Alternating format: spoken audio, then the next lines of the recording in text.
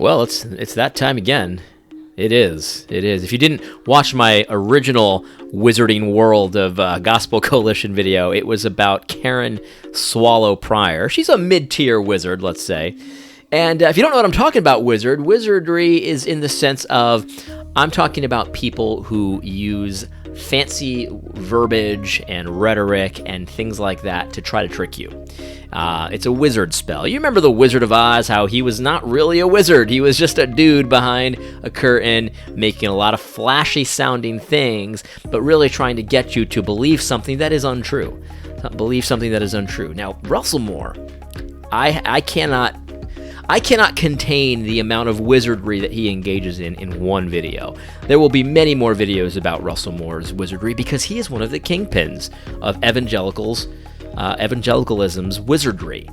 He is a master of weasel words, a slippery little snake when it comes to what he says.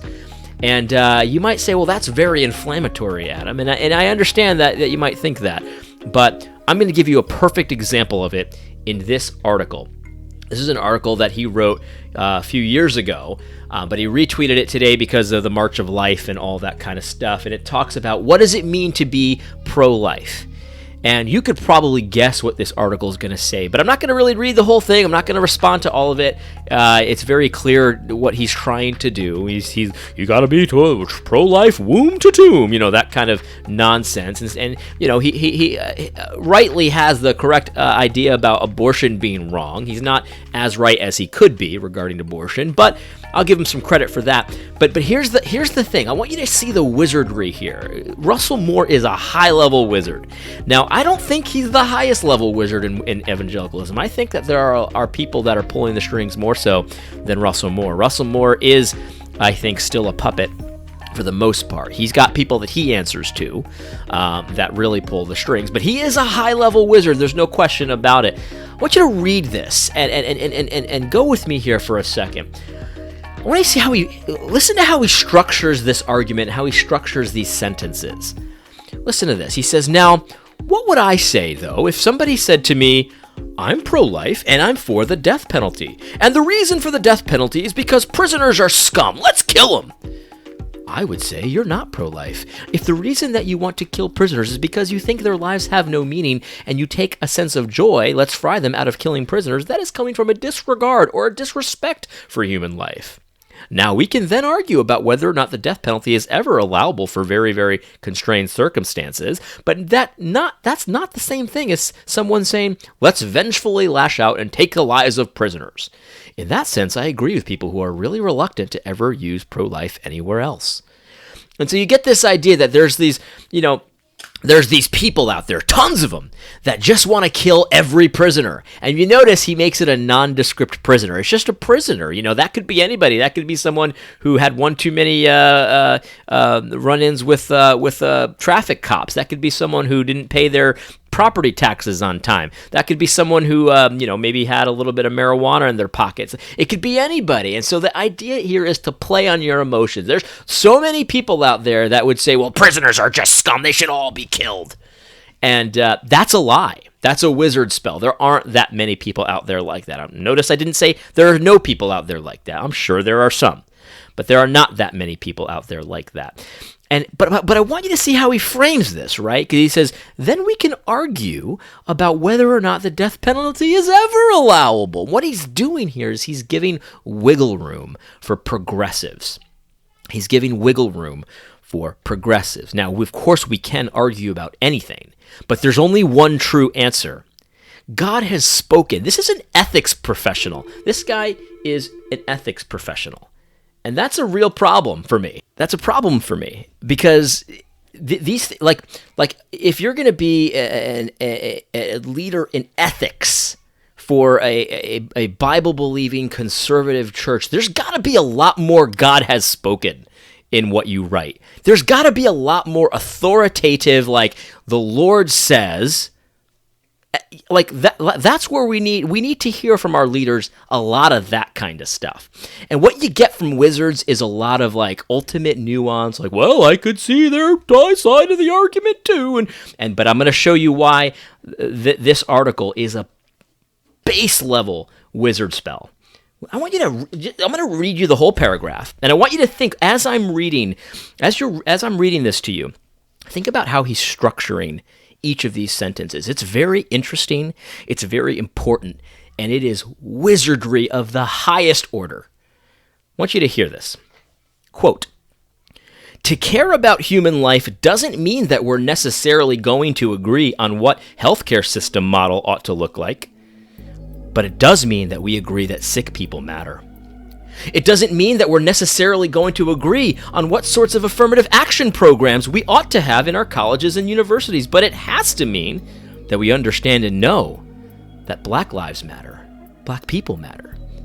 It doesn't necessarily mean that we agree on how many immigrants ought to come into the country every year, but it has to mean that the lives of immigrants and strangers and sojourners matter to God and ought to matter to us. So we can't be the people who say these people are parasites. We have to say these are people created in the image of God." Do you see the wizardry here? Where he's like, well, we don't have to agree on what kind of healthcare model we can agree to disagree on what kind of healthcare the government ought to provide. You know what I mean? We don't have to agree on what sort of affirmative action program. Do you see he's assuming that we would have an affirmative action program? We would have a healthcare system model that's mandated from on high. We would have immigrants coming into this country. It's just a matter of how many. And the thing is, like, while I might agree with pretty much open immigration, you know, obviously with checks and stuff like that, you have to know that Russell Moore he has positions on these things that he puts forward every day. And here he's telling you that we don't have to agree. Just don't worry about it. Just keep funding the ERLC. We're going to keep promoting, because you don't have to agree with me after all, because we agree that immigrants' lives matter, right? You see this wizardry. You see this wizardry. All of a sudden, if you don't believe that colleges or universities should be doing any kind of affirmative action, well, you're just saying that Black people don't matter. Black lives don't matter. If you don't agree that we should have a healthcare system in this country mandated from on high instead of a free market, well, I guess sick people don't matter. And if you think that there are any immigrants that attach themselves parasitically to this nation, well, obviously strangers and sojourners don't matter to you. This is wizardry, man. High-level wizardry. Because this is sneaky, you know what I mean? You see how sneaky this is. He sets up this either-or, and if you're on the wrong side of that either-or, then you're just awful. Racist, xenophobic, and just heartless. And this is just simply not the case at all. This is simply not the case at all. So you see, this is wizardry. Like, Russell Moore is a high-level wizard. Almost everything he produces is wizardry at this point. You read any article that he puts forward, and it's weasel words as far as the eye can see. It's horrible. And so at the end of the day, like, he's diluting the message for the pro-life cause. That's the most disappointing thing of this, because at the end of the day, you know, you make pro-life, you dilute the meaning of pro-life. Some people will try to criticize me. Well, you're just pro-birth. You're just anti-abortion. I'm like, you know what? Call me whatever you want, as long as it's true. Sure, pro-birth. I am definitely pro-birth. Anti-abortion, yes, I think you should criminalize abortion. I don't go along with all the other shenanigans. So if you don't want to call me pro-life, fine, because I don't go with your definition of life. I don't care. Womb to tomb. You know, yeah, I think poor people ought to get a little help. I also think that welfare is ungodly. It's wicked. We can't agree to disagree on that. We can't. You know why? Because God has spoken. It's not up to me. We cannot have a socialized healthcare system the way that a lot of people envision it, where it just comes from on high and it's funded by stealing and all that kind of stuff. We can't do that. But you know why? We can't agree to disagree on that, because it's not my opinion. God has spoken. We can't engage in partiality when it comes to our colleges and universities. We can't agree to disagree on that. You know why? Because God has spoken. So here's the reality. Russ, anyone who says pretty much on almost any issue, whoa, you don't have to agree on this when it comes to politics and government, they are so often engaging in wizardry. Always be on guard for that kind of stuff. Someone, especially an ethics professional, supposed to be a leader in ethics, and there's so little, thus saith the Lord. I remember watching R.J. Rushdoony on 60 Minutes, I believe it was. It was an old clip from a long time ago. And the guy thought he had him. He was like, so wait, let me get this straight. Are you saying that those that are caught in the act of sodomy should be executed? And Rushdoony, calm. He's always very calm. He was a very calm guy. He said, I'm not saying that. That's not my opinion. But that's what God says. What choice do I have? What choice do I have? And that's what we're missing from so many of these big Eva wizards. They refuse when it's a controversial issue. They so often refuse to just say, "Thus saith the Lord," and allow so much room for weasels and wolves to come in and dilute the meaning of God's world. Anyway, I hope this is helpful. God bless.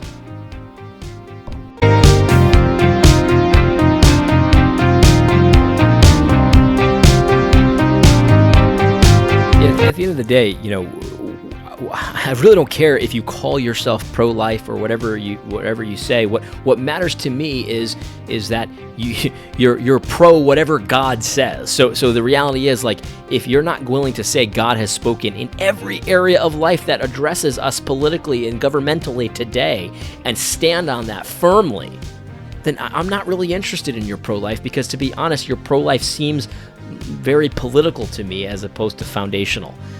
You could talk about human dignity if you want, but human dignity is a weasel word. What I care about is what God has commanded regarding people that bear His image. That's what I care about, because human dignity, a lot of people would say you can't execute people. That's against human dignity. That's not what God says. That's not what God says. A lot of people would say, well, slavery is against human dignity. Well, that's not what God says either. So your definition of human dignity seems pretty gender fluid to me. And it's definitely these days trending more onto the effeminate side. And so at the end of the day, especially for an ethics professor or whatever he is, like, this is all very weaselly. There's a lot of wizardry, and I'm just not interested in it. What I care about is what God says, not your opinion.